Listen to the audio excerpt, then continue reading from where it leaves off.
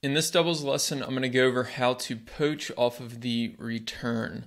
Now, this is a little bit more advanced tactic. If you're at the USTA 3.0, 3.5 level, this might not be something you've ever done before, but I would encourage you to try it out in a practice match or in a low-pressure situation just to kind of advance your game and kind of push yourself a little bit and start to learn some of these more advanced plays that a lot of higher-level players use. So this match is from Indian Wells. We have Kichenok serving with Ostapenko at the net, and then Krejcikova returning with Siniakova at the net on the other side. Kichenok just missed her first serve, so I'm going to play the point here.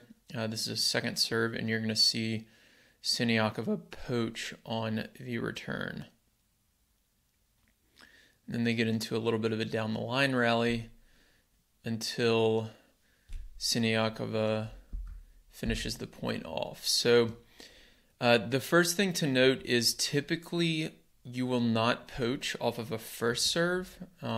It'll typically be on a second serve. And what's going to happen here is if you watch Siniakova here on the other side, she is signaling to her partner Krejcikova.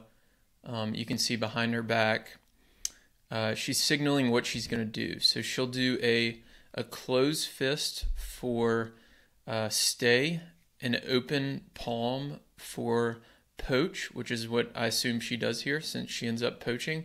I've also seen some players do a number 2, so just hold up 2 fingers, saying that I'm going to poach on the second ball. So return and then return +1 and then poach on the next ball.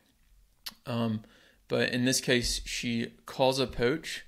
And I want you to look at a couple things here. So her position, she starts right in the middle of the box. She's a little bit open towards the middle, which is kind of a preference thing. I've seen some people even stand a little bit closed. Some people stand straight. I like to stand open like she does so that I can kind of attack any balls through the middle here. And Krejcikova has a relatively easy forehand return. So I want you to see when Siniakova starts to move. So she is moving before the ball even really bounces.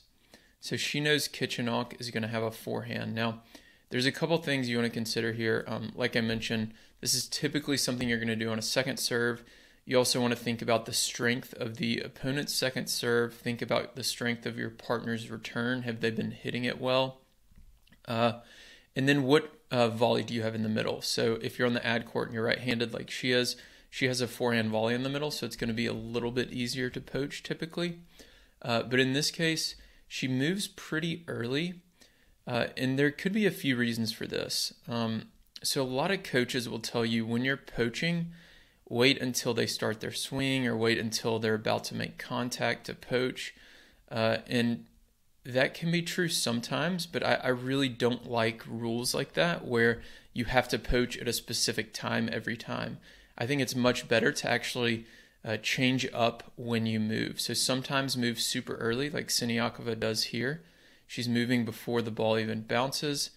Sometimes wait till the last second and then go. And it'll really throw the opponent off. So in this case, she moves early. There could be a few reasons for that. One could be that she knows Kichenok is going to have a forehand ground stroke. And if she leaves late and Kichenok has a really big forehand cross court, it's going to make for a pretty difficult volley. So she might be wanting to force Kichenok to go down the line and get into that down the line rally with Krejcikova. That could be just maybe a scouting thing. Maybe they know that Kichenok likes her forehand cross court. Maybe they're just mixing it up because maybe they've been losing that rally a little bit. I'm really not sure, but it could be a number of reasons. So in any case, she goes early to force Kichenok to go down the line there. And then if we continue to play this, watch her movement. She's not standing all the way over here. She's standing much closer to the middle. And this is a really important positioning thing when your partner does get in a down the line rally. You can see she faked there. So she faked all the way over. At this point, her feet, there's no one on this side of the court. So she's faking, putting some pressure on Kichenok. And then she does one more fake and gets her to go cross court and has that easy forehand volley. So again, on these second serve returns, signal to your partner if you're going to poach. When you do, mix up the timing of your poach. Think about the quality of the return. If this had landed maybe a little bit deeper back here, she could have hesitated and she would have had more time to get an easier volley, but because it lands shorter, maybe that's why she moved a little bit earlier to force the down the line. And then you also want to consider the returner. In this case, Krejcikova has a running backhand, which is no issue for her. But if I was back there, I would not want a running backhand. So I would tell my partner to probably leave a little bit later and not force the down the line return and give them a forehand to my running backhand, which would be a bad matchup. So a lot to consider there. Obviously, there's this kind of illustrates the complexity of doubles and all these different things you want to consider when you're poaching or moving around the doubles court. So hopefully this helps. If you have any questions, leave them in the comments below.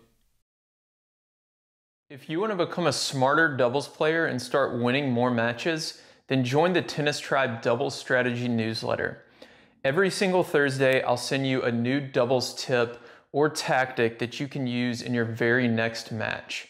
And when you join, you're going to get a free guide on how to play with more confidence and start dominating at the net in doubles.